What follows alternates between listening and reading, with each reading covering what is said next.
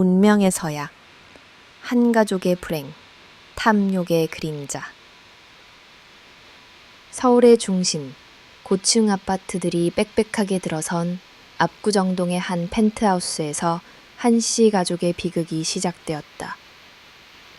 한씨 집안의 어머니 유미란 여사 60대 후반 에리안 시한부 선고를 받았다. 그녀의 세 자녀, 장남 한민호 40대 사업가, 장녀 한서연 40대 전업주부, 이 이야기의 화자, 그리고 막내 한지훈 30대 후반 대기업 과장을 병원 중환자실 앞 복도에서 초췌한 얼굴로 마주 앉아 있었다. 어머니를 요양원에 모시는 건 우리 모두 반대했잖아. 민호가 무거운 침묵을 깨고 입을 열었다. 그의 목소리에는 책임감과 동시에 피하고 싶은 부담감이 섞여 있었다. 민호는 자신의 사업 확장으로 정신없이 바빴고 아내 또한 병원 사업을 하는 워커홀릭이었다. 서연은 고개를 끄덕였다. 그녀는 시어머니를 모시며 사는 며느리로서 어머니의 고통을 누구보다 잘 알았지만 동시에 자신 또한 자유롭지 못했다. 맞아. 어머니는 평생 자식들 손에서 사셨는데 낯선 곳에 혼자 두는 건 있을 수 없어. 지우는 말없이 고개를 숙이고 있었다. 그는 막내로서 늘 형과 누나의 그늘에 가려져 있었다. 사실 어머니를 모시고 싶은 마음은 굴뚝 같았지만 결혼 5년 차인 아내 김수진의 눈치를 보지 않을 수 없었다. 수진은 미모의 쇼호스트로 겉으로는 상냥하고 삭삭했지만 속내는 아무도 모르는 사람이었다. 그때 수진이 지훈의 손을 잡으며 조심스럽게 말했다. 형님, 아주버님, 저희가 어머니를 모실게요. 지훈 씨는 장남이나 다름없고 저 또한 어머님을 친엄마처럼 모시고 싶어요. 그녀의 목소리는 진심처럼 들렸고 그 눈빛에는 결의가 담겨 있었다. 서연은 수진의 제안에 놀라움과 동시에 고마움을 느꼈다. 모두가 부담스러워하는 이 상황에서 먼저 나서준 수진이 대견하기까지 했다. 수진아, 정말 고맙다. 너희가 아니었으면 어쩔 뻔했니? 하지만 민호는 냉철하게 현실적인 문제를 짚었다. 수진아, 고맙긴 한데 현실적으로 쉬운 일이 아닐 거야. 어머니 병간 후는 24시간 붙어 있어야 하고 비용도 만만치 않을 텐데. 수진은 미소를 지으며 민호의 말을 가로막았다. 아주버님, 염려 놓으세요. 저희가 어머니를 모시는 대신 어머님 명의로 된 이 펜트하우스를 저희에게 명의 이전해 주시면 좋겠어요. 물론 두 분께서는 매달 생활비로 소정의 금액을 지원해 주시면 되고요. 그녀는 마치 미리 계산이라도 해둔 듯이 구체적인 재산이었다.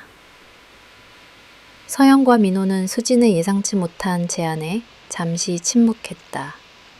그들의 침묵은 수진의 조건에 대한 놀라움과 함께 그녀의 이타적인 행동이 사실은 치밀하게 계산된 거래였음을 깨닫게 하는 순간이었다. 서연은 수진의 눈을 똑바로 쳐다보았다. 수진아, 이게 네 진짜 속마음이니? 어머니 병간호가 아니라 집 때문에 어머니를 모시겠다고? 서연의 목소리에는 실망감과 배신감이 뒤섞여 있었다. 수진은 당황하지 않고 여전히 온화한 미소를 유지했다. 형님, 오해하지 마세요. 저희도 어머니를 모시는 게 쉬운 일은 아니잖아요. 저희는 이 펜트하우스에서 어머니를 편하게 모시고 두 분은 매달 500만 원씩 생활비를 보내주세요. 이 조건이라면 저희도 어머니를 마음 편하게 모실 수 있을 거예요. 결국 민호와 서연은 수진의 제안을 받아들였다. 어머니를 모시는 것이 가장 중요했기 때문이다. 그들은 수진이 어머니를 정성껏 돌보리라 믿었고 그 믿음의 대가로 펜트하우스와 매달 거액의 생활비를 내놓았다. 그렇게 겉으로 보기에는 평화롭고 합리적인 듯 보였던 이 가족의 결정은 사실은 탐욕과 이기심이라는 덫에 걸려든 비극적인 서약이었다. 그 서약의 순간 서연의 마음속 깊은 곳에서는 알 수 없는 불안감이 싹트기 시작했다. 그녀는 그 불안감이 단순한 기후이기를 바라며 어머니를 향한 수진의 약속이 진심이기를 간절히 기도했다. 의문의 쪽지, 심장이 멈추는 경고, 수신자 알 수 없는 메시지, 불안의 씨앗. 어머니가 지훈의 집으로 거처를 옮긴 지 한 달이 지났다. 서연은 매일 불안한 마음을 억누르며 평온한 일상을 보내려고 노력했다. 수지는 매일같이 어머니의 식단과 건강 상태에 대해 자세한 사진과 메시지를 보내왔고, 서연은 그것을 보며 애써 안심했다. 어느 날 오후, 서연은 휴대폰으로 걸려온 스팸 전화에 짜증을 내며 끊으려다 멈칫했다. 발신자 번호가 알 수 없는 개인 번호였지만 왠지 모를 기시감이 들었다. 수신 버튼을 누르자 익숙하면서도 낯선 남자의 목소리가 들려왔다. 한서연 씨 맞으시죠? 저는 당신의 어머니를 아는 사람입니다. 당신의 올케 김수진을 조심하세요. 전화는 그 말을 끝으로 뚝 끊겼다. 서연은 심장이 멎는 듯한 충격을 받았다. 스팸 전화로 치부하기엔 너무나도 구체적인 내용이었다. 그녀는 발신있고 긍정적인 모습만을 보여주었기 때문에 서연은 그녀에게 의심의 여지조차 두지 않았었다. 하지만 그 전화 한 통이 서연의 마음속에 의심의 씨앗을 심었다. 어둠 속에서 드러나는 진실, 서연은 무작정 수진의 과거를 파헤치기 시작했다. 먼저 그녀의 결혼 전 지인들에게 연락을 해보았다. 수진은 쇼호스트로 활동했기 때문에 많은 사람들과 교류했지만 그녀의 진정한 친구는 없었다. 모두 수진을 겉모습만 아는 사람들이었다. 그러던 중 서연은 수진이 예전에 살았던 아파트의 경비원에게서 놀라운 이야기를 들었다. 수진은 결혼 전 한 남자와 동거를 했었다는 것이다. 그 남자는 덩치가 크고 문신이 가득한 조폭을 연상케 하는 사람이었다. 그리고 그 남자는 수진에게 폭력을 행사했고 수진은 늘 눈물을 흘리며 지냈다고 했다. 서연은 충격에 휩싸였다. 설마 수진이가 결혼을 위해 자신의 과거를 숨긴 건가? 그녀는 경비원에게 그 남자의 이름과 연락처를 물었지만 경비원은 모른다고 했다. 서연은 포기하지 않고 수진의 SNS를 뒤지기 시작했다. 수진의 SNS는 온통 행복한 결혼 생활과 일에 대한 이야기로 가득했지만 서연은 그 속에서 희미한 그림자를 발견했다. 수진이 올린 사진 중 한 장에 그녀의 손목에 밴드가 붙어 있는 것을 보았다.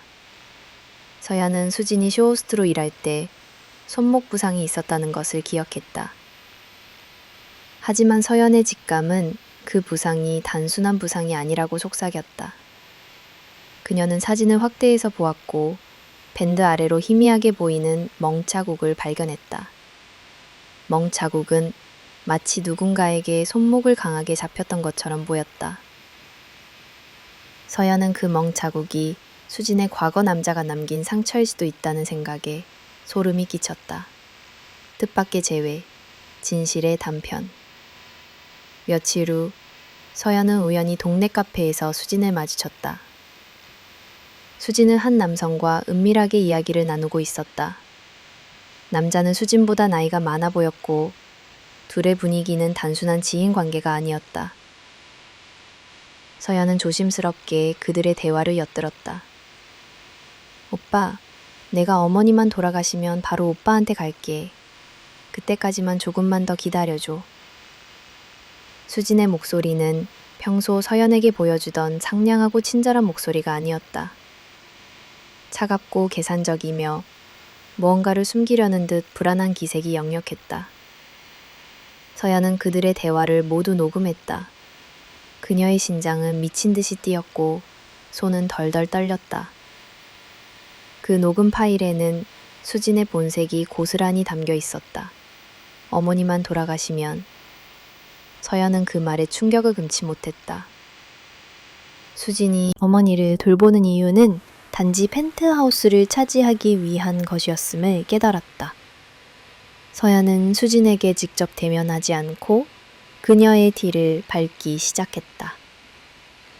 그녀는 수진이 자주 가는 곳을 알아내고 그녀가 만나는 사람들을 파악했다. 수진은 지훈이 출장을 가면 늘 그 남자와 만났고 그들은 고급 식당에서 데이트를 즐겼다. 서연은 그들의 데이트를 몰래 촬영하며 수진의 외도를 증명할 증거를 확보했다. 그녀는 모든 것을 지훈에게 말하고 싶었지만 증거가 부족했다. 그녀는 더 많은 증거를 확보하고 수진의 가면을 완벽하게 벗겨내기로 결심했다. 그녀는 조심스럽게 행동했고 수진에게 들키지 않도록 각별히 신경 썼다. 그녀는 자신이 밟고 있는 이 길이 얼마나 위험한지 알고 있었다. 하지만 어머니를 지키기 위해서라면 그 어떤 위험도 감수할 준비가 되어 있었다. 그녀는 마음속으로 다짐했다. 수진, 네가 숨기고 있는 모든 진실을 내가 밝혀내고 말 거야. 감춰진 상처, 진실의 단서, 점점 더 깊어지는 그림이자. 어머니가 지훈의 집으로 간 이후 서연의 마음은 한순간도 편할 날이 없었다. 매일 수진이 보내오는 행복한 어머니의 사진과 메시지들은 오히려 그녀의 불안을 가중시켰다. 사진 속 어머니의 미소는 어딘가 어색했고 눈빛은 초점을 잃은 듯 공허했다.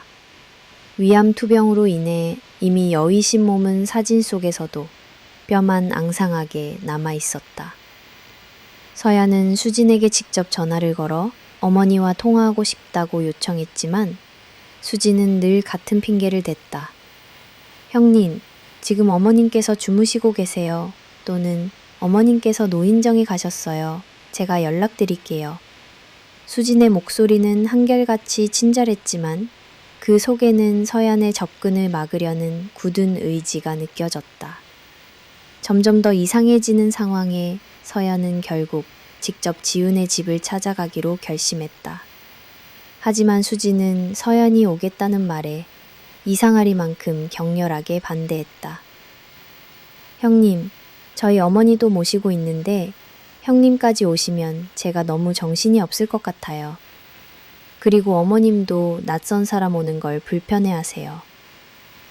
서연은 수진의 말을 듣고 더욱 확신했다.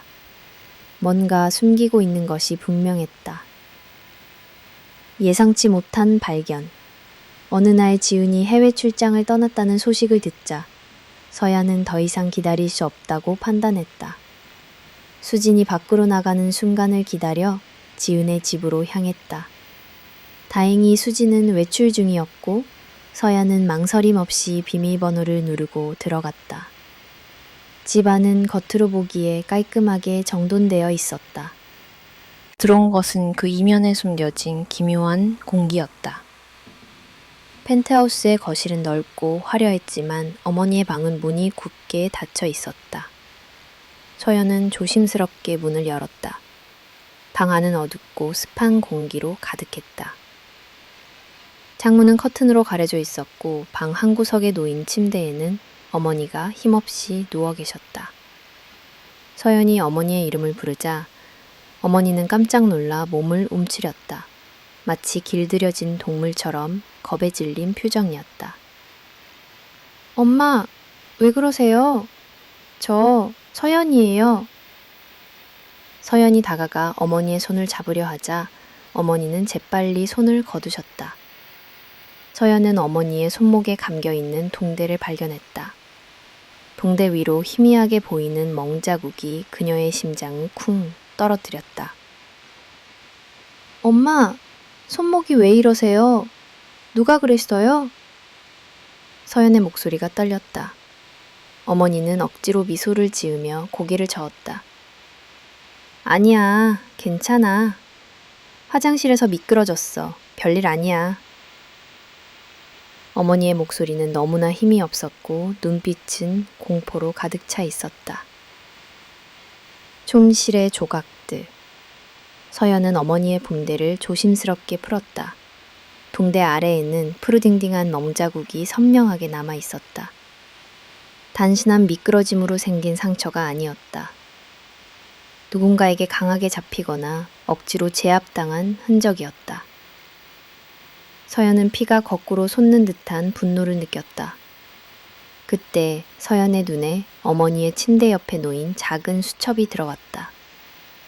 어머니는 늘 일기를 쓰는 습관이 있었다. 서연은 수첩을 조심스럽게 펼쳐보았다. 수첩의 첫 페이지부터 어머니의 절망적인 글씨가 빼곡히 채워져 있었다. 11월 12일. 수진이가 자꾸 밥을 굶긴다. 배가 고프다고 하면 소리를 지른다. 11월 15일. 수진이가 나에게 욕을 했다. 이 늙은이 때문에 내 인생이 망했어 라고 했다. 11월 20일. 수진이가 내 손목을 잡고 세게 흔들었다. 너무 무서웠다. 아무에게도 말할 수 없었다. 12월 1일. 서연이한테 전화하고 싶었는데 수진이가 내 휴대폰을 숨겨버렸다. 내가 무슨 잘못을 한 걸까? 서연은 수첩을 읽어내려가면서 숨이 막히는 듯한 고통을 느꼈다. 사진 속 어머니의 어색한 미소, 숨겨진 멍자국, 그리고 수첩 속의 절망적인 기록들. 이 모든 것들이 한데 모여 수진의 추악한 가면 뒤에 숨겨진 진실을 폭로하고 있었다. 서연은 더 이상 망설이지 않았다. 그녀는 어머니를 조심스럽게 부축하여 침대에서 일으켰다. 어머니는 겁에 질린 눈으로 서연을 바라보았다. 서연아, 이러면 안 돼. 수진이가 화낼 거야. 엄마를 지켜드릴게요. 서연은 어머니의 손을 꼭 잡고 말했다. 그녀의 목소리는 단호했고 그 눈빛은 복수심으로 불타오르고 있었다. 서연은 어머니를 데리고 집 밖으로 나왔다. 그녀는 이제 더 이상 망설이거나 두려워하지 않았다. 모든 것을 잃더라도 어머니를 구하고 수진의 죄를 만천하에 드러낼 것이라고 굳게 다짐했다. 옥흓혀버린 진실, 멈춰버린 심장, 탈출, 그리고 깨어난 분노. 어머니를 데리고 나온 서연은 어머니를 자신의 차에 태우고 곧장 병원으로 향했다. 어머니는 멍자국이 가득한 손목을 감추려 했지만 서연은 이미 모든 것을 알고 있었다. 병원에서 진찰을 받은 결과 어머니는 영양실조와 심한 스트레스로 인해 몸무게가 5kg이나 줄어 있었고 뼈에 미세한 금이가 있었다. 의사는 어머니의 상태를 보고 아동학대 수준이라고 경악했다. 서연은 병원 복도에 주저앉아 하염없이 눈물을 흘렸다. 어떻게 이런 일이... 그녀는 자신과 민호가 어머니를 탐욕스러운 올케에게 맡겼다는 죄책감에 휩싸였다. 그때 수진에게서 전화가 걸려왔다. 형님, 어머님 어디에 계세요? 집에 안 계셔서 깜짝 놀랐어요. 수진의 목소리는 평소와 다름없이 상냥했지만 서연의 귀에는 소름 끼치는 가식으로 들렸다. 수진아, 너 지금 당장 병원으로 와. 어머니 지금 병원에 계셔. 서연은 차갑게 말했다. 수진은 당황한 듯 잠시 침묵하더니 이내 능숙하게 말을 돌렸다. 형님, 왜 그러세요? 어머님께서 병원에 가자고 하신 적 없잖아요. 제가 그렇게 말씀드렸는데도... 닥쳐! 서연은 더 이상 참지 못하고 소리쳤다. 너 우리 엄마한테 무슨 짓을 한 거야? 밥도 안 주고 손목도 이렇게 만들고 이 모든 게 너 때문이잖아. 서연의 목소리는 분노로 떨렸고 수지는 그제야 자신의 가면이 벗겨졌음을 깨달은 듯 말을 잇지 못했다. 수지는 뻔뻔하게 대꾸했다. 형님, 제가 왜 그랬겠어요? 형님이 돈을 제대로 안 주셔서 그랬죠. 이 모든 게 다 형님 때문이잖아요. 서연은 수진의 뻔뻔함에 분노가 치밀었다. 너! 서연은 수진에게 달려들어 멱살을 잡았다. 수진은 당황하며 서연의 손을 뿌리쳤다. 형님, 이러지 마세요. 제가 잘못했어요. 한 번만 봐주세요. 수진은 무릎을 꿇고 애원했다. 하지만 서연은 이미 모든 것을 알고 있었다. 그녀는 수진에게 어머니의 수첩과 병원 진단서를 내밀었다. 수진은 얼굴이 사색이 되어 아무 말도 하지 못했다. 그녀의 눈빛은 공포와 절망, 이기심으로 가득 찬 악마의 얼굴이 드러났다. 가족의 붕괴, 그리고 새로운 증거. 서연은 수진에게 더 이상 할 말이 없었다. 그녀는 수진의 손을 놓고 어머니를 데리고 병실로 들어갔다. 그날 밤 서연은 지훈에게 모든 것을 털어놓았다. 지훈은 충격에 휩싸여 아무 말도 하지 못했다. 그는 아내를 믿었고 아내의 말을 철석같이 믿었었다.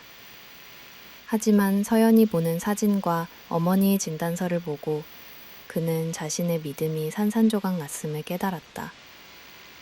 형, 내가 잘못했어. 내가 형수 때문에. 지훈은 울음을 터뜨렸다. 그는 자신의 무능함과 무책임함에 대해 깊은 자괴감을 느꼈다. 서연은 그런 지훈을 위로하며 말했다. 지훈아, 늦지 않았어. 지금이라도 모든 것을 바로잡자. 수진이가 우리 엄마한테 한 짓, 그리고 우리한테 한 짓, 모두 다 밝혀내야 해.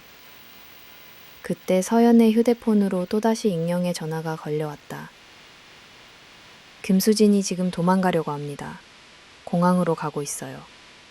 그리고 김수진이 어머니의 펜트하우스를 담보로 사채를 끌었었어요. 서둘러요. 전화는 그 말을 끝으로 또 끊겼다. 서연은 지훈과 함께 곧장 공항으로 향했다. 공항에서 그들은 수진을 발견했다. 수진은 짐가방을 들고 허둥지둥 비행기 티켓을 끊으려 하고 있었다. 서연은 수진에게 달려가 멱살을 잡고 소리쳤다. 수진아, 너 지금 어디 가는 거야? 우리 엄마 돈 다 가지고 도망가려고 했지? 수진은 당황한 듯 아무 말도 하지 못했다. 그때 경찰이 나타나 수진을 체포했다. 수진은 절규하며 발버둥 쳤지만 이미 늦었다. 그녀의 죄는 이미 세상에 드러나 버린 것이다. 서연은 그제야 안도의 한숨을 쉬었다. 그녀는 어머니를 구했고 수진의 죄를 밝혀냈다. 하지만 그녀의 마음은 여전히 무거웠다. 그녀는 이 모든 사건이 자신의 가족에게 가져올 상처를 알고 있었다. 이 사건으로 인해 한 가족은 붕괴되었고 그들의 삶은 완전히 뒤바뀌게 될 것이다. 서연은 그 모든 것을 감당해야 할 자신이 두렵기도 했지만 어머니를 향한 책임감과 가족을 지켜야 한다는 사명감으로 굳게 버텨냈다. 뜻밖의 재회, 낯선 자의 정체, 공항에서의 체포, 그리고 남겨진 의문점. 수진이 공항에서 체포된 후 서연은 넋을 잃은 듯 멍하니 서 있었다. 모든 것이 한순간에 벌어진 일이었다. 수진의 뻔뻔한 거짓말, 어머니의 펜트하우스를 담보로 잡은 사채, 그리고 그녀의 은밀한 도주 시도. 이 모든 진실이 한꺼번에 밝혀지자 서연의 머릿속은 혼란으로 가득했다. 지우는 망연 뒷모습을 바라보았다. 그의 얼굴에는 배신감과 함께 사랑했던 아내의 또 다른 얼굴을 마주한 충격이 고스란히 드러나 있었다. 경찰서로 이동한 서연은 어머니의 진단서와 수첩을 증거물로 제출했다. 수지는 묵비권을 행사하며 자신의 죄를 인정하지 않았지만 이미 모든 증거가 그녀를 가리키고 있었다. 서연은 잠시 후 조사를 마치고 나오며 굳게 다짐했다. 이제 시작이야. 수진이 네가 우리 가족에게 준 상처 반드시 되갚아 줄 거야. 그때 서연의 휴대폰이 또다시 울렸다. 발신자는 수진이 공항으로 도망치려 한다는 것을 알려주었던 그 익명의 번호였다. 서연은 망설임 없이 전화를 받았다. 당신은 대체 누구세요? 왜 우리 가족의 일들을 알고 있는 거죠? 서연의 목소리는 떨렸지만 그 안에는 진실을 알고 싶은 간절함이 담겨 있었다. 서연 씨, 제가 누군지는 중요하지 않습니다. 중요한 건 김수진은 당신들이 생각하는 것보다 훨씬 더 위험한 여자라는 겁니다. 그녀는 단순한 사기꾼이 아니에요. 남자의 목소리는 낮고 차분했지만 그 안에는 형용할 수 없는 긴박함이 서려 있었다. 그게 무슨 말이죠? 더 위험하다니 대체 뭘 숨기고 있는 건가요? 서연은 남자의 말에 심장이 쿵 떨어지는 듯한 공포를 느꼈다. 김수진은 검은 손이라는 조직과 깊이 연관되어 있습니다. 그녀는 당신들의 재산을 가로채기 위해 의도적으로 지훈 씨에게 접근한 겁니다. 서연은 남자의 말에 머리가 하얘졌다. 검은 손. 그녀는 그 이름이 낯설지 않았다. 예전에 뉴스에서 들었던 대규모 금융사기와 부동산 투기를 일삼는 악명 높은 범죄 조직이었다. 수진이 그들과 연관되어 있다는 사실은 단순한 개인의 비극을 넘어선 거대한 음모의 시작을 의미했다. 잃어버린 과거의 퍼즐 조각들. 익명의 제보자는 수진이 검은손 조직의 일원이었으며 그들이 한씨 가족의 재산에 눈독을 들이고 있었다고 폭로했다.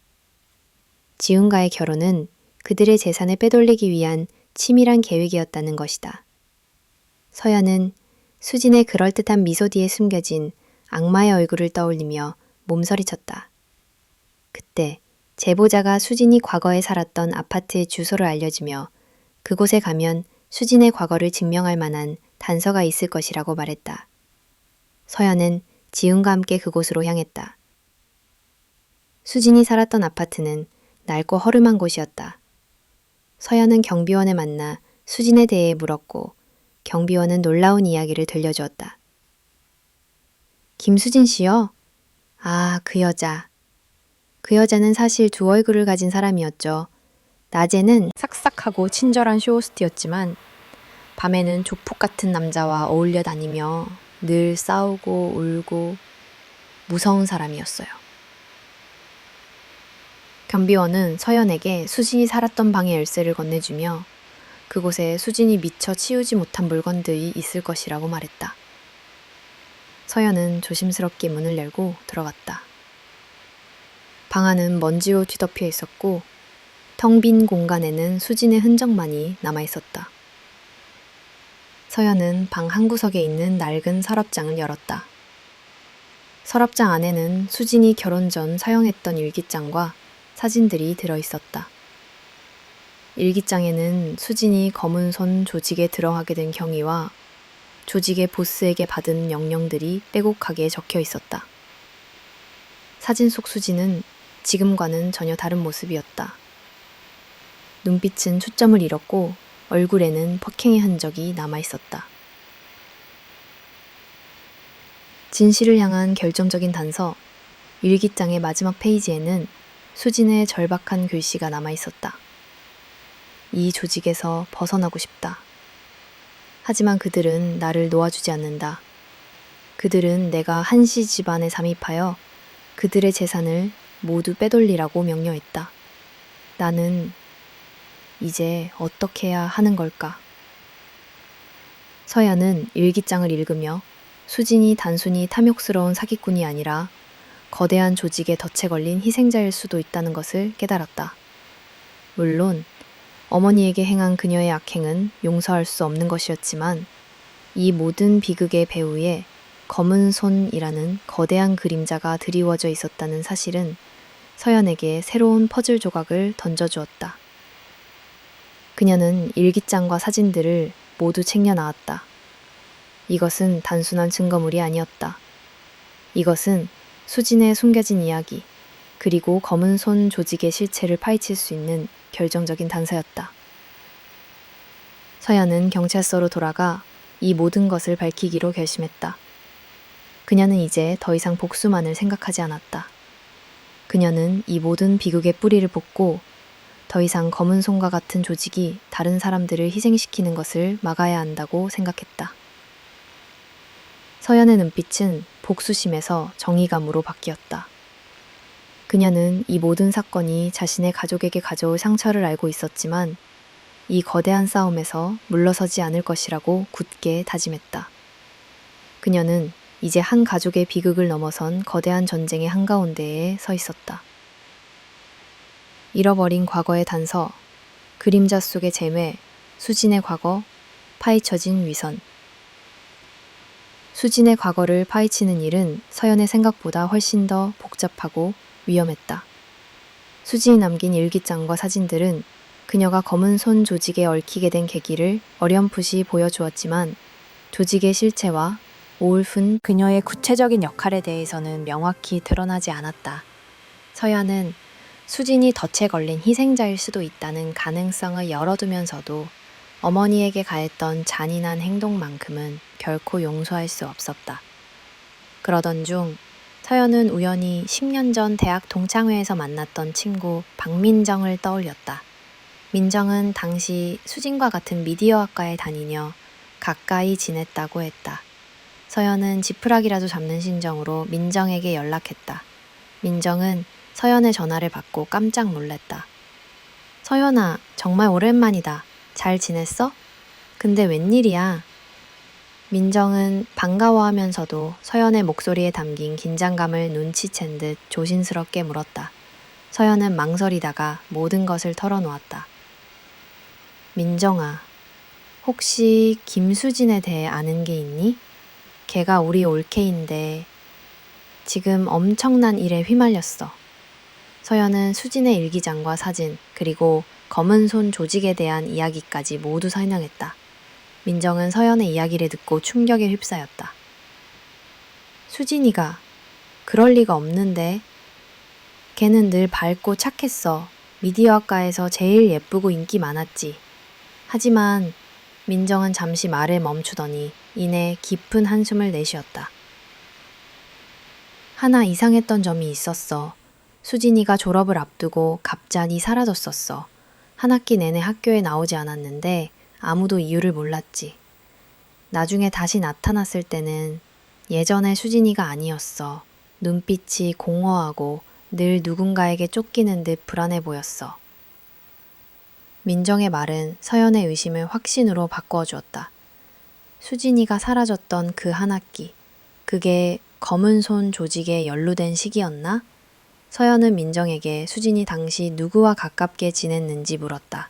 민정은 남자친구는 없었는데 김태수라는 복학생 오빠랑 자주 붙어 다녔어. 그 오빠도 좀 특이했지. 나이가 많은데도 늘 학생처럼 지냈고 왠지 모르게 무서운 분위기가 있었거든. 과거와 현재를 잇는 끈. 서연은 민정에게서 김태수라는 인물의 존재를 알게 된 후 그를 추적하기 시작했다. 김태수. 그 이름은 서연의 뇌리에서 잊혀지지 않았다. 수진의 일기장에서 보았던 그 오빠라고 불리던 인물이 바로 그일 수도 있다는 직감이 들었다. 서연은 민정이 기억하는 김태수의 특징을 토대로 그를 찾기 시작했다. 그때 서연은 어머니가 펜트하우스에서 사용했던 낡은 노트북을 떠올렸다. 어머니는 글 쓰는 것을 좋아하셨기 때문에 늘 노트북을 곁에 두셨다.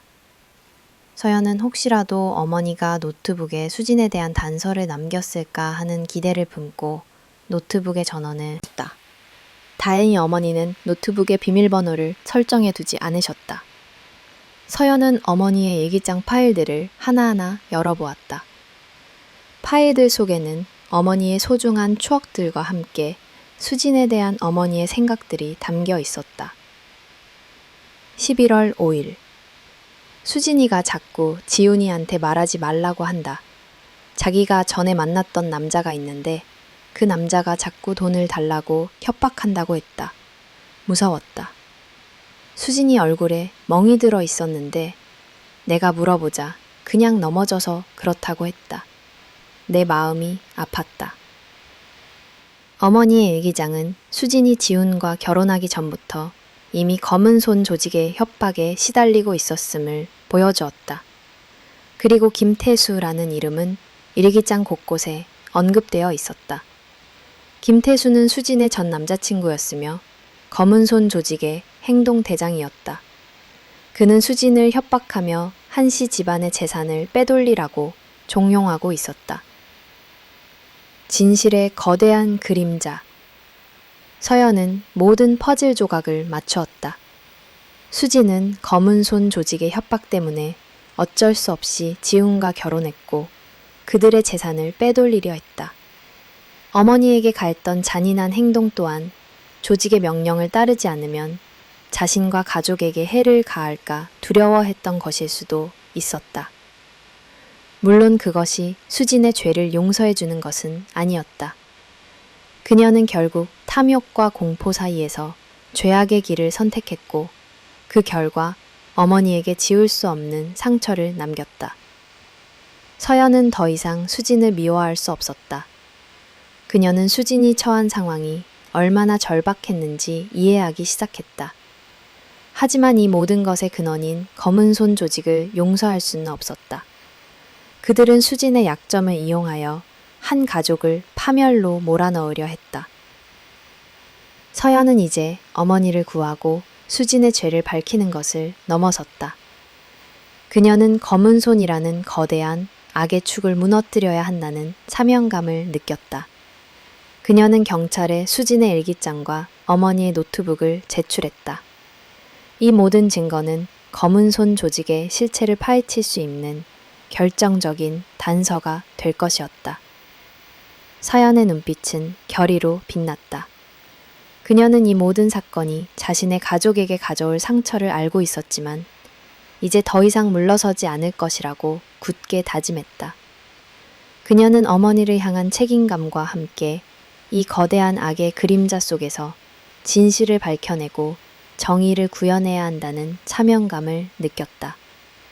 그녀는 이제 한 가족의 비극을 넘어선 거대한 전쟁의 한가운데에 서 있었다. 경찰 조사실에서 수진은 드디어 입을 전했다 열었다. 그녀는 더 이상 묵비권을 행사할 수 없었다. 서연이 제출한 어머니의 일기장과 노트북, 그리고 민정이 증언한 김태수의 존재는 그녀를 더 이상 벼랑 끝으로 몰아세울 수 없게 만들었다. 수진의 얼굴은 이미 아름다운 가면을 벗어던진 공포와 체념으로 가득한 앙상한 모습이었다. 수진의 진술은 서연의 예상을 훨씬 뛰어넘는 충격적인 내용을 담고 있었다. 그녀는 검은 손 조직에 얽히게 된 계기부터 김태수의 협박, 그리고 한씨 가족에게 접근하게 된 모든 과정을 숨김없이 털어놓았다. 저는 대학 시절 김태수를 만났어요. 그는 저에게 돈을 벌게 해주겠다고 속여 검은 손이라는 조직에 끌어들였어요. 처음에는 단순한 투자 사기인 줄 알았어요. 하지만 그들은 저를 그들의 범죄에 이용하기 시작했고 제가 그곳에서 벗어나려 하자 제 부모님을 인질로 삼아 저를 협박했어요. 수진의 목소리는 떨렸지만 그 안에는 모든 것을 포기한 듯한 절박함이 섞여 있었다. 그들은 저에게 한씨 가족의 재산을 빼돌리라고 명령했어요. 저에게 가장 쉬운 방법은 지훈 씨와 결혼하는 것이었어요. 저는 그들의 명령을 거역할 수 없었어요. 그들은 제 부모님을 죽이겠다고 협박했어요. 수진의 눈에는 하염없이 눈물이 흘렀다. 서연은 수진의 이야기를 들으며 복잡한 감정에 휩싸였다. 수진이 어머니에게 행했던 잔인한 행동은 용서할 수 없었지만 동시에 그녀가 겪었던 고통과 절망 또한 이해할 수 있었다. 그녀는 수진이 단순히 탐욕스러운 악녀가 아니라 거대한 악의 덫에 걸린 가련한 희생자였음을 깨달았다. 정의를 위한 위험한 제안. 경찰은 수진의 진술을 토대로 검은 손 조직의 본거지를 급습할 계획을 세웠다. 하지만 그들은 수진이 제공한 정보만으로는 조직의 핵심 인물들을 모두 검거하기에는 역부족이라고 판단했다. 그들은 수진에게 한 가지 위험한 제안을 했다.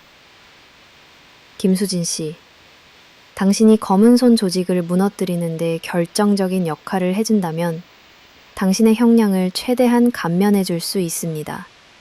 당신은 다시 그들에게 접근하여 그들의 범죄 계획을 우리에게 알려주는 미끼 역할을 해야 합니다. 수지는 망설였다. 검은 손 조직은 무자비하고 잔인한 조직이었다. 만약 자신이 배신했다는 것을 들키면 그들은 그녀뿐만 아니라 그녀의 가족까지 해칠 것이 분명했다.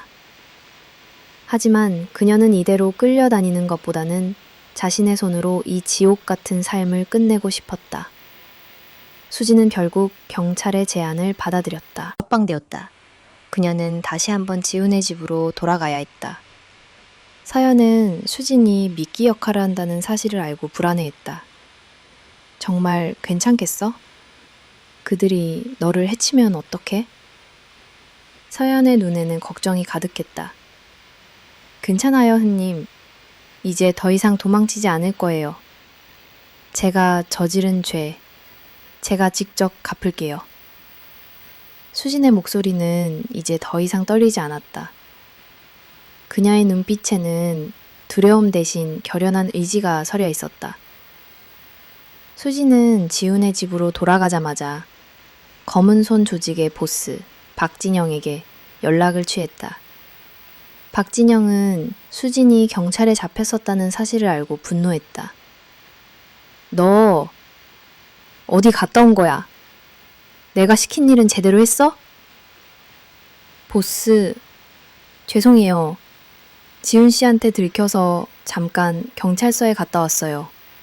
하지만 형님에게 증거를 모두 넘겼고 형님은 그 증거를 가지고 한씨 집안의 재산을 가로채 계획을 세우고 있어요. 이제 제가 이 모든 것을 조종할게요. 수진은 능숙하게 거짓말을 했다. 박진영은 수진의 거짓말에 속아 넘어갔다.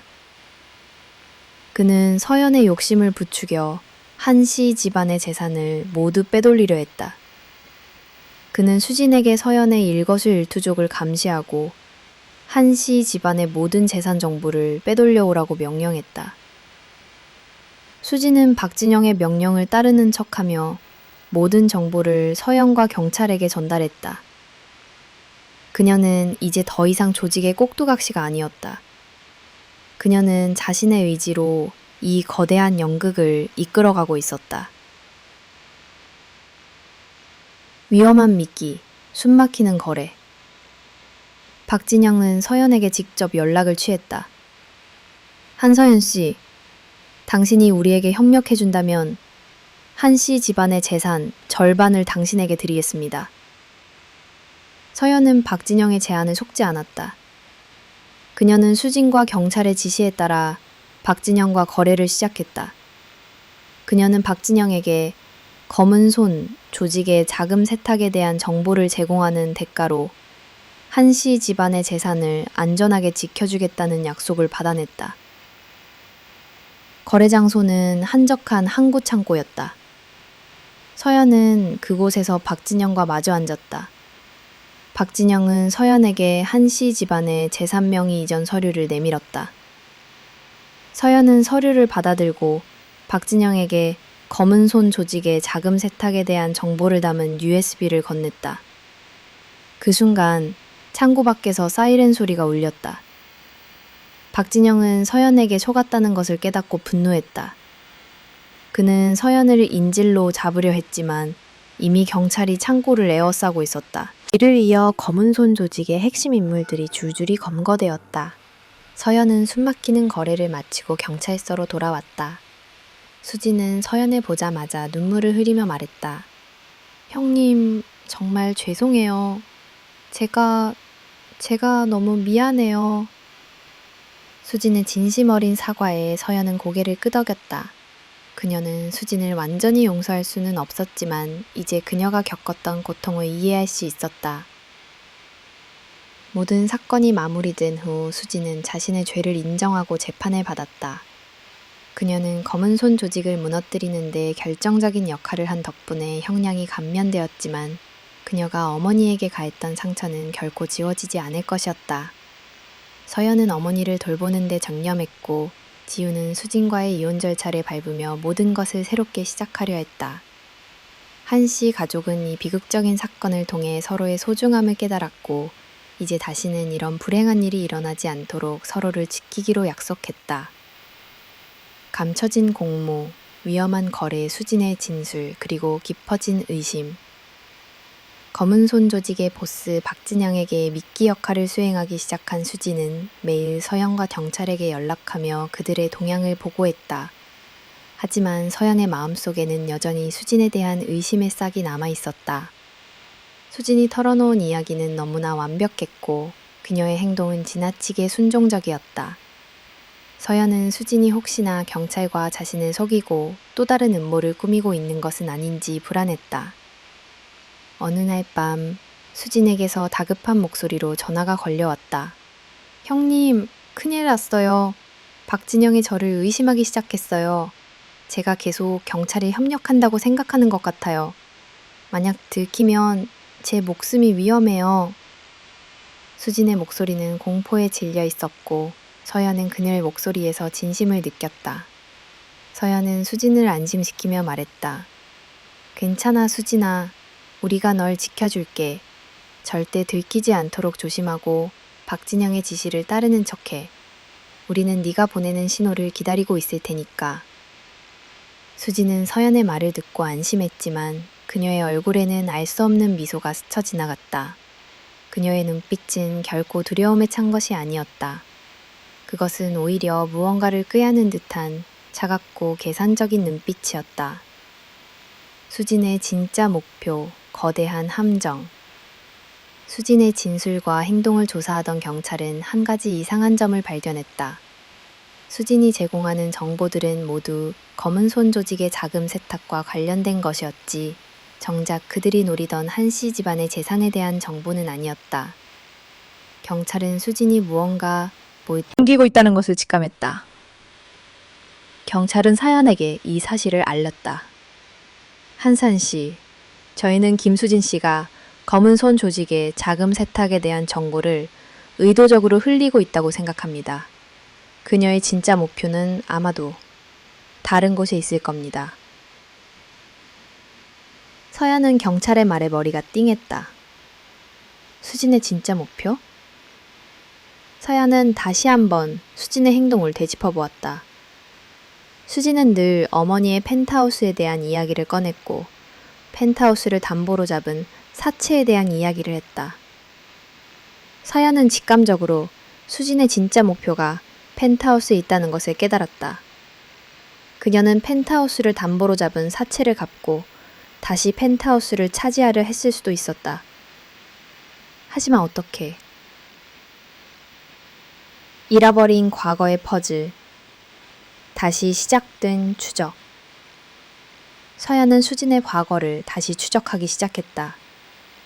그녀는 수진이 살았던 아파트의 경비원을 다시 찾아가 수진이 사용했던 휴대폰 번호를 얻어냈다.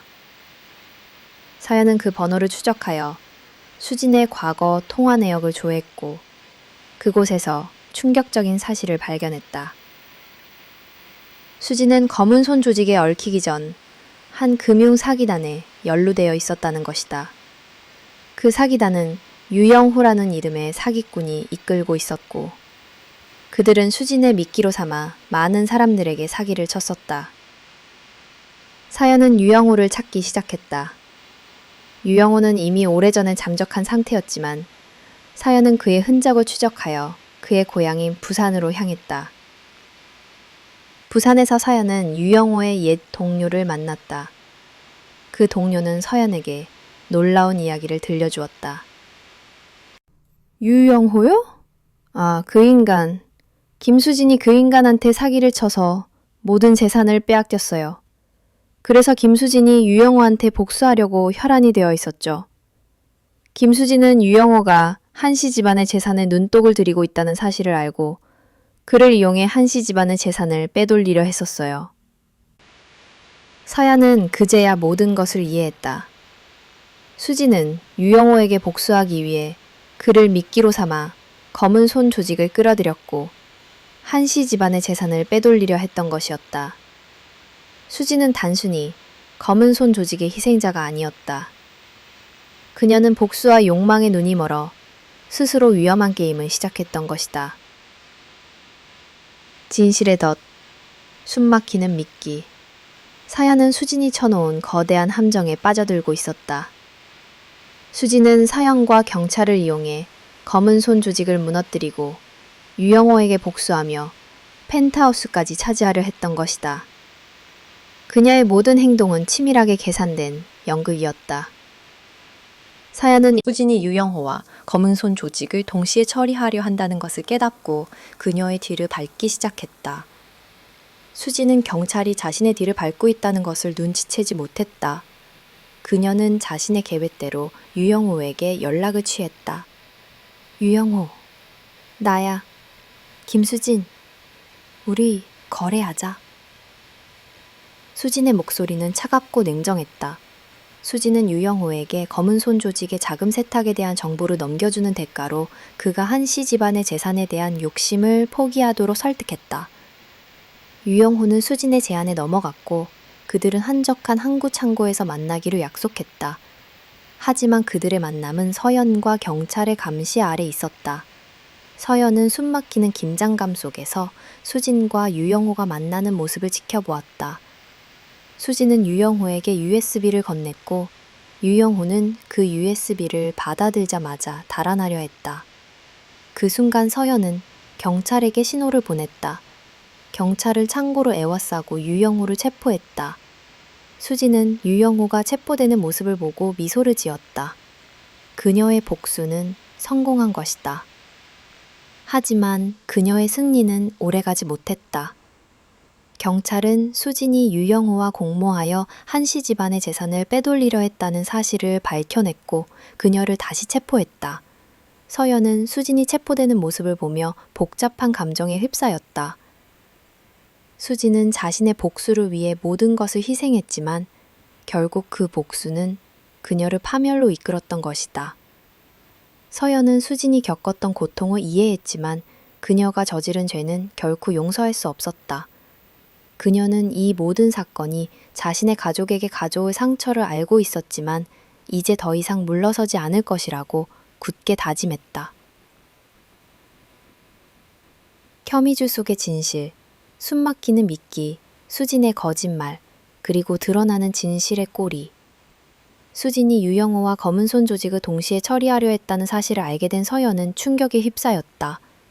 그녀는 수진이 단순히 조직의 희생자가 아니라 자신의 복수와 욕망을 위해 가족을 이용하려 한 교활한 사기꾼이었다는 것을 깨달았다. 서연은 경찰과 함께 수진의 뒤를 밟기 시작했고 수진은 자신을 향한 의심의 시선들을 전혀 눈치채지 못했다. 그녀는 여전히 자신이 모든 것을 통제하고 있다고 믿고 있었다. 어느 날 서연은 수진이 자주 가는 카페에서 수진의 통화 내용을 엿듣게 되었다. 수진은 누군가에게 은밀하게 말하고 있었다. 걱정 마. 내가 시키는 대로만 하면 돼.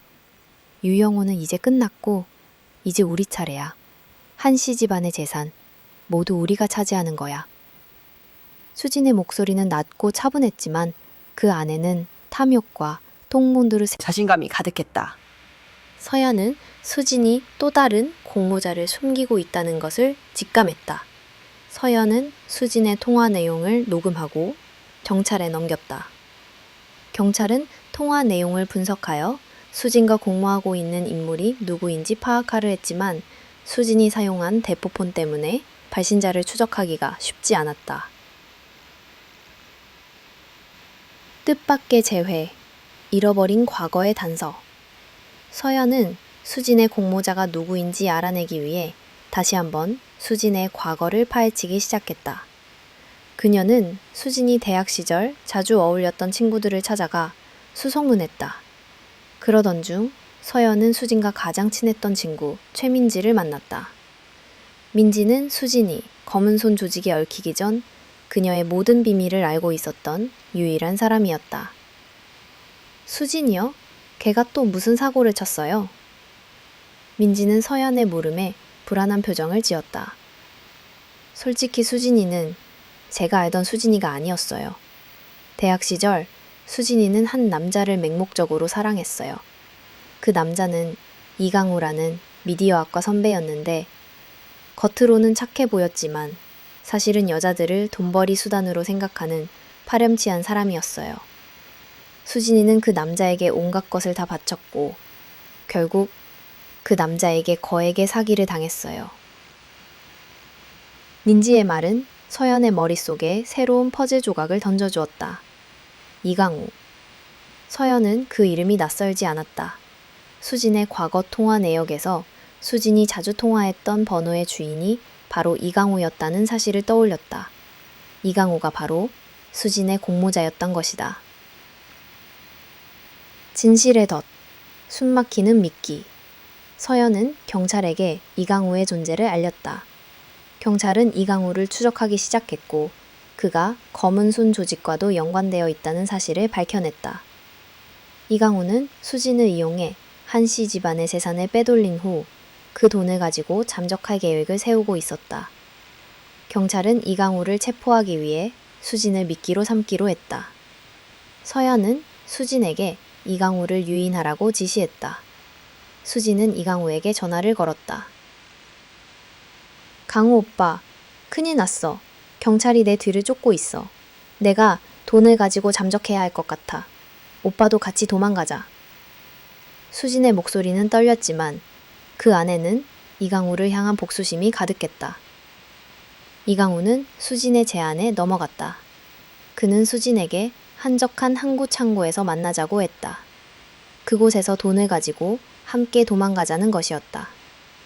서연은 수진이 위험에 처할까 걱정했지만 수진은 단호하게 말했다.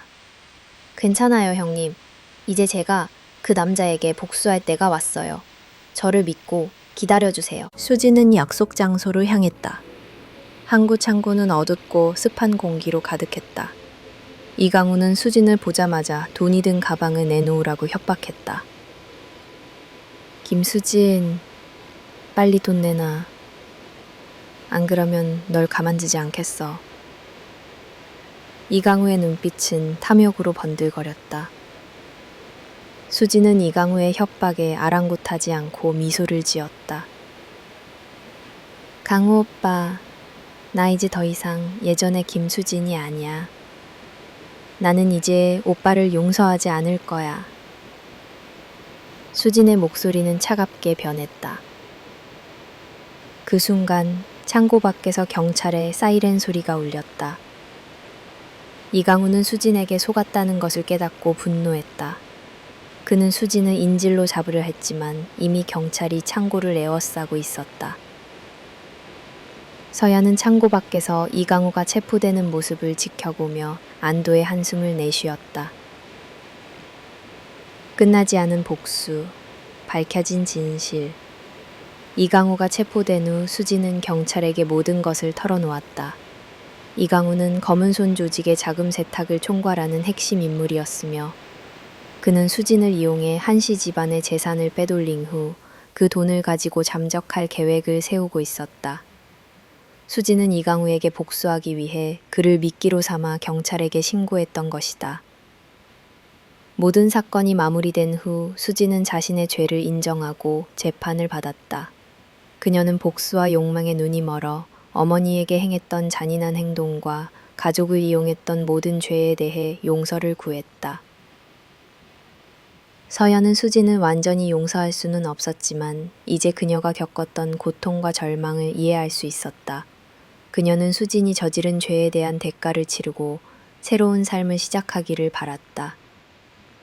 서연은 이 모든 사건을 통해 가족의 소중함을 다시 한번 깨달았다. 그녀는 어머니를 돌보는 데 전념했고 지우는 수진과의 이혼 절차를 밟으며 새로운 삶을 시작하려 했다. 한씨 가족은 이 비극적인 사건을 통해 서로를 향한 신뢰와 사랑을 회복하고 이제 다시는 이런 불행한 일이 일어나지 않도록 서로를 지키기로 약속했다. 서연은 이 모든 사건이 자신에게 가져다 준 아픔과 교훈을 잊지 않고 더 강하고 현명한 사람으로 살아가기로 다짐했다. 무너진 복수, 그리고 밝혀진 공범 수진의 실패, 그리고 새로운 그림자, 이강우가 체포된 후 수진은 경찰 조사실에서 굳게 입을 다물었다. 그녀는 자신이 계획했던 완벽한 복수가 무산된 것에 분노했고 서연과 경찰에게 배신감을 느꼈다. 수진은 서연이 자신을 이용해 이강우를 잡았다고 생각했고 서연을 향한 증오심을 불태웠다.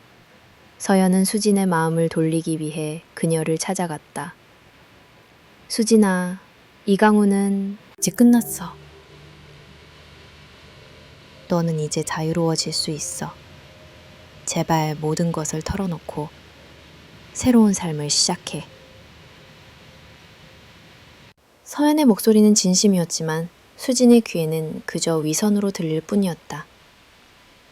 형님, 이제 와서 저를 위하는 척하지 마세요. 형님은 저를 이용했을 뿐이잖아요.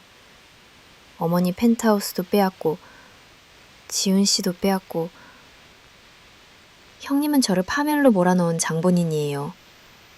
수진은 서연을 노려보며 소리쳤다. 수진의 분노에 서연은 할 말을 잃었다. 수진은 자신이 저지른 모든 죄를 서연의 탓으로 돌리고 있었다. 그때 서연의 휴대폰으로 또다시 익명의 전화가 걸려왔다. 발신자는 수진이 유영호와 이강우를 잡는 데 결정적인 역할을 한 것을 칭찬하며 그녀에게 한 가지 제안을 했다. 김수진 씨, 당신의 복수는 아직 끝나지 않았습니다. 서연 씨가 당신을 이용했다는 것을 깨닫지 못했습니까? 당신은 아직도 검은 손 조직의 손아귀에 있습니다. 제가 당신을 도와드리겠습니다. 저와 손을 잡으면 당신은 서연 씨에게 복수하고 당신이 원하는 모든 것을 가질 수 있습니다. 밝혀진 공범, 충격적인 진실. 서연은 익명의 제보자가 수진에게 접근했다는 사실을 알게 되었고 불안감에 휩싸였다. 도대체 누가 수지를 조종하고 있는 거지? 서연은 익명의 제보자가 수진의 진짜 공범일 수도 있다는 직감을 했다. 서연은 경찰에게 이 사실을 알렸고 경찰은 익명의 제보자의 통화 내역을 추적하기 시작했다. 통화 내역을 분석하던 중 경찰은 충격적인 사실을 발견했다. 익명의 제보자는 다름 아닌 서연의 남편 최진현이었다. 서연은 믿을 수 없었다. 승현 오빠가 왜... 서연은 머리가 띵했다. 그녀는 승현이 자신에게 늘 따뜻하고 자상한 남편이었다고 믿어왔다. 하지만 그의 이중 생활은 서연의 모든 믿음을 산산조각냈다. 서연은 승현을 찾아가 모든 것을 추궁했다. 승현은 처음에는 시치미를 떼며 발뺌했지만 서연이 내민 통화 녹취록과 증거들 앞에서 결국 무릎을 꿇었다. 서연아, 미안해. 내가 잘못했어. 승현의 목소리는 떨렸다. 나는 너희 집 재산에 욕심이 났어. 민호 형도 지훈이도 다 재산을 챙기는데 나만 아무것도 없다는 게 너무 불만이었어. 그래서 수진이를 이용하기로 했어. 수진이가 검은 손 조직과 얽혀 있다는 것을 알게 된 후 나는 그녀의 약점을 이용해 그녀를 조종했어. 승현은 서연에게 무릎을 꿇고 눈물을 흘리며 용서를 빌었다. 하지만 서연의 그에 대한 사랑과 믿음은 이미 산산조각 나버렸다. 복수의 굴레, 그리고 참혹한 결말. 수진은 승현이 자신의 진짜 공범이란 사실을 알게 되었다. 그녀는 서연을 향한 분노를 승현에게 돌렸다. 수진은 승현에게 복수하기 위해 그가 검은 손 조직과 얽혀 있다는 사실을 경찰에 신고했다. 승현은 경찰에 체포되었고 그는 자신이 꾸며낸 거대한 음모의 대가를 치러야 했다.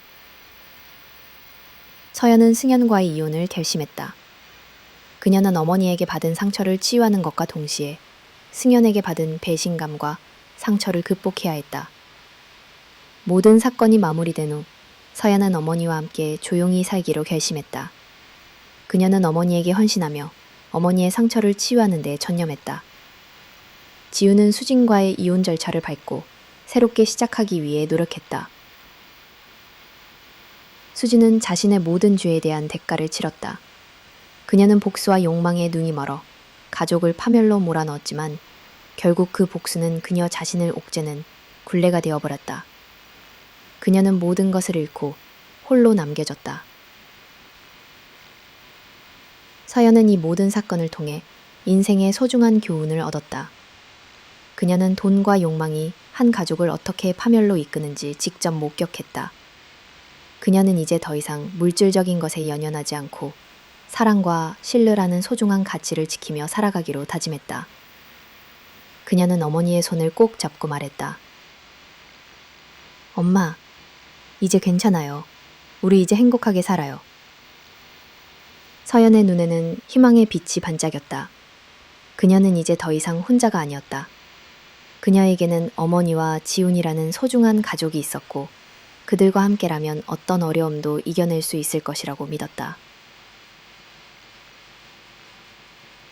강처 그리고 드러난 대후, 민호의 고백, 무너진 마다들의 가면, 수진의 충격적인 진술에 서연은 믿을 수 없었다.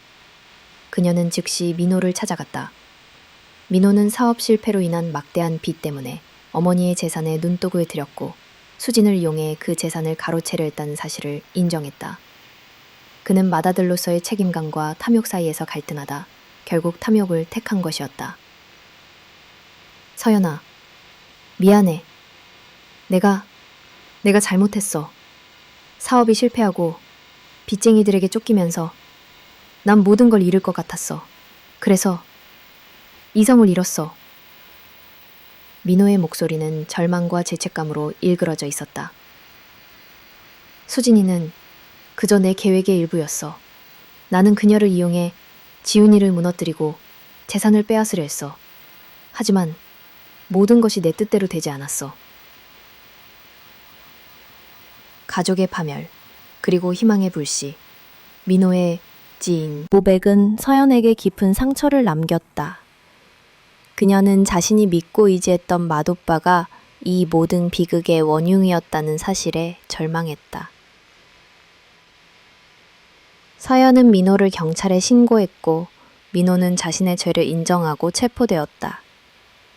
수지는 자신이 민호에게 이용당했다는 사실을 알게 되었고 분노에 휩싸였다. 그녀는 복수와 욕망에 눈이 멀어 가족을 파멸로 몰아넣었지만 결국 그 복수는 그녀 자신을 옥죄는 굴레가 되어버렸다. 그녀는 모든 것을 잃고 홀로 남겨졌다. 모든 사건이 마무리된 후 서연은 어머니와 지훈과 함께 조용히 살기로 결심했다. 그녀는 어머니에게 헌신하며 어머니의 상처를 치유하는 데 전념했다. 지훈은 수진과의 이혼 절차를 밟고 새로운 삶을 시작하기 위해 노력했다. 서연은 이 모든 사건을 통해 인생의 소중한 교훈을 얻었다. 그녀는 돈과 욕망이 한 가족을 어떻게 파멸로 이끄는지 직접 목격했다. 그녀는 이제 더 이상 물질적인 것에 연연하지 않고 사랑과 신뢰라는 소중한 가치를 지키며 살아가기로 다짐했다. 그녀는 어머니의 손을 꼭 잡고 말했다. 엄마, 이제 괜찮아요. 우리 이제 행복하게 살아요. 서연의 눈에는 희망의 빛이 반짝였다. 그녀는 이제 더 이상 혼자가 아니었다. 그녀에게는 어머니와 지훈이라는 소중한 가족이 있었고 그들과 함께라면 어떤 어려움도 이겨낼 수 있을 것이라고 믿었다. 피어나는 희망, 그리고 새로운 시작, 차가운 현실, 남겨진 상처.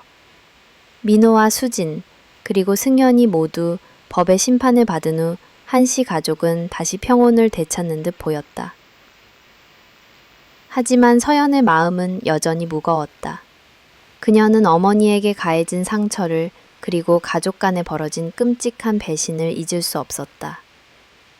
어머니는 위암 수술 후 꾸준히 재활 치료를 받고 있었지만 정신적인 충격으로 인해 여전히 불안정한 상태였다.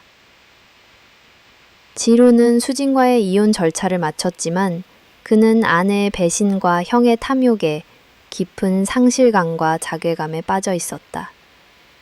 그는 한동안 회사에 나가지 않고 홀로 방 안에 틀어박혀 지냈다.